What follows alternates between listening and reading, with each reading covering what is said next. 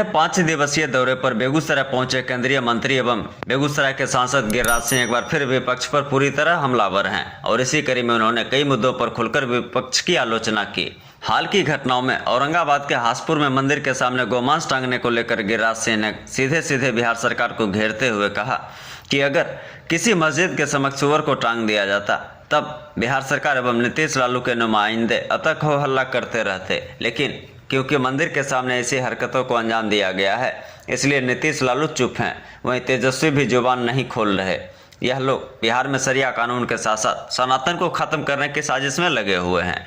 वहीं तमिलनाडु में मजदूरों के संबंध में डीएमके के द्वारा अपमानजनक बातें कहने को लेकर उन्होंने कहा कि बिहार के लोग अपना श्रमदान देने किसी अन्य प्रदेश जाते हैं, वहाँ की अर्थव्यवस्था को सुदृढ़ करने में अपना योगदान देते हैं, लेकिन यह कांग्रेस के समर्थक जितने लोग हैं वह बिहारी का अपमान करने से बाज नहीं आते और राहुल गांधी की जुबान बंद है। वहीं उन्होंने सैनिकों पर आतंकवादी हमले के आलोक में फारूक अब्दुल्ला के द्वारा दिए गए बयान को शर्मनाक बताते हुए कहा कि यह भाजपा की सरकार है, अब वहाँ फारूक अब्दुल्ला की सरकार नहीं चल रही और जिन्होंने भी ऐसे कुकृत्य किए हैं उन्हें सजा दी जाएगी। वह एक समय था जब फारूक अब्दुल्ला के शासनकाल में एसपी की हत्या कर दी गई थी। आज फारूक अब्दुल्ला बताएं कि आम लोग के द्वारा हत्या की गई थी या हत्या करने वाले लोग आतंकवादी थे। जिन्होंने भी ऐसे काम किए हैं वह आतंकवादी ही हैं और उन पर कड़ी से कड़ी कार्रवाई की जाएगी। आगे गिरिराज सिंह ने कहा कि आगामी लोकसभा चुनाव तक बिहार में जितनी हेकरी करनी हो जदयू कर ले, क्योंकि आने वाले चुनाव में जनता इसका जवाब देने के लिए पूरी तरह तैयार है।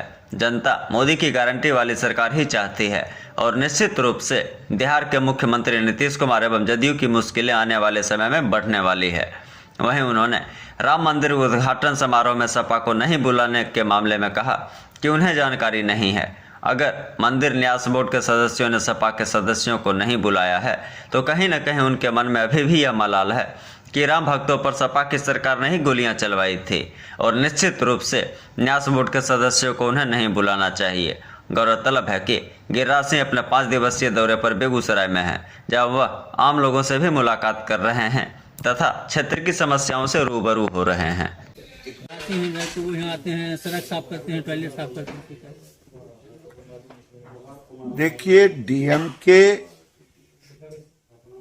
कांग्रेस की सरकार है, वहां कांग्रेस और डीएमके की भाषा वही भाषा है जो देश को तोड़ने वाली भाषा है। अगर बिहार के लोग कहीं जाते हैं, चाहे तमिलनाडु जाएं, कर्नाटक जाएं, वो स्वाभिमान के साथ अपना काम करते हैं, मजदूरी करते हैं। और स्वाभिमान के साथ मजदूरी करना कोई गुनाह नहीं है और उस राज्य के विकास में वो अपना योगदान देते हैं।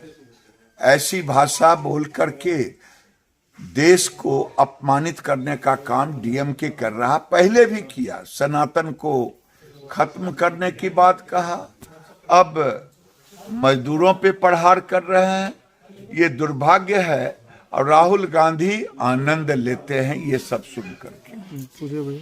ये फारूक अब्दुल्ला जो स्टेटमेंट आया है, वहाँ पर आतंकवादी के साथ मुठभेड़ नहीं की है सेना, आम लोगों के साथ मुठभेड़। फारूक साहब कुछ दिन पहले रिटायर्ड एसएसपी नवाज पढ़ रहे थे। उनको मारने वाला कौन था? आतंकवादी था या वहाँ के लोग थे? अगर लोग थे, आप जानते हैं नाम, तो आपको बताना चाहिए सरकार को। ये फारूक साहब, ये सरकार कांग्रेस की नहीं है केंद्र में। ये सरकार कोई फारूक अब्दुल्ला की सरकार नहीं चल रही है जो आतंकवादियों को समर्थन करते रहे 90 के दशक में। ये सरकार देश हित में काम करने वालों की सरकार है और चाहे एसएसपी रिटायर्ड की हत्या हो, आतंकवादी ही हत्या करता है, दूसरा कोई नहीं। सर, औरंगाबाद में जो मंदिर में है जो गोमांस से टांग दिया गया, देखिए, जब ये औरंगाबाद जिले के हसपुरा में ये घटनाएं घटी, इसके पहले भी घटी थी। ये एक तरह से वहाँ गौमांस टांग देना मंदिरों में, ये क्या कहता है? ये कहता है कि मैं थ्रेटनिंग दे रहा हूं, अब यहां इस्लामिक राष्ट्र बनेगा, इस्लामिक कानून चलेगा, क्योंकि यहां तो नीतीश कुमार लालू जी का राज है और सरकार उन पर कार्रवाई नहीं करती है। मैं तो कहता हूं सरकार अगर उस गांव में कार्रवाई करे जहां के लोगों ने किया है, वहां मालूम हुआ है कि रोहिंग्या आकर के बसा हुआ है और धीरे धीरे रोहिंग्या को बसाने का काम कर रहे हैं। ये बिहार के अंदर उन्माद फैलाने वाले को ये नीतीश की सरकार कार्रवाई क्यों नहीं करती है? अगर ये हिंदू किया होता, किसी मस्जिद में सुअर का मांस लटका दिया गया होता, तब ये बवाल मचता। लेकिन मंदिरों में अगर कोई गाय का मांस टांग दे तो सरकार की नींद नहीं खुलती। ये एक बार की घटना नहीं है, ये दूसरी तीसरी घटना है। और ये सरकार क्या समझ लिया है? ये हिंदुओं को तबाह करने का। इस पर अपना किसी का वक्तव्य नहीं आएगा, न तेजस्वी यादव बोलेंगे, न नीतीश कुमार बोलेंगे, न लालू यादव बोलेंगे। अगर उल्टा होता तो देखते अभी वहां पर सारे के सारे पॉलिटिकल टूरिज्म बनाए होते, आरजेडी और कम्युनिस्ट और नीतीश कुमार। ये दुर्भाग्य है बिहार का। अब ये तो राम जन्मभूमि न्याय समिति के लोग कर रहे हैं। अगर उनके मन में ये आया होगा कि ये सपा की सरकार ने राम भक्तों पे गोली चलाई होगी, तो हत्यारे के टीम को कैसे बुलाए? मैं नहीं जानता कि बुलाया कि नहीं बुलाया, लेकिन एकदम नहीं बुलाना चाहिए। अब हो गया। बीजेपी की जो बैठक हुई थी कल, तो बोला गया कि इंडिया गठबंधन जो नीतीश कुमार की बिहार में नीतीश कुमार की मुश्किलें बढ़ने वाली है।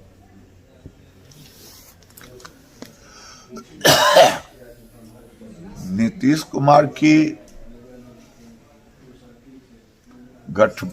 मुश्किलें बढ़ने वाली है बिहार में, तो निश्चित रूप से मोदी की जो लोकसभा का चुनाव होगा,